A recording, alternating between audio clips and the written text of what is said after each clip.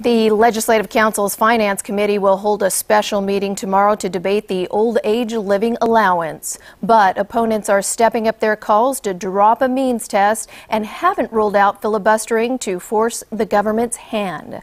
Our Temily Tianmay reports.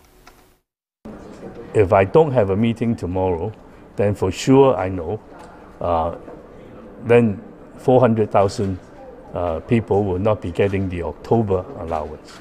So this is something I don't want to see. The special meeting comes at the request of the Chief Secretary for Administration. Carrie Lam brought it up after Pan-Democrats and Unionists adjourned the funding request for the old age living allowance last week. The government wants to push ahead with the scheme, which aims to give a helping hand to Hong Kong's elderly poor. Those eligible will receive $2,200 a month. But opponents want the means test for the allowance scrapped, and they have not ruled out a filibuster to stop the funding request from going through. I may need to do so since the government had already announced that they will not have any kind of back down. But talking about filibustering, it is not entirely my duty.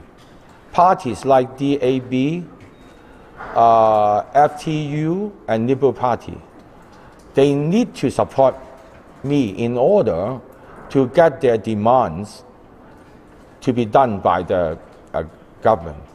So I think I will not be alone.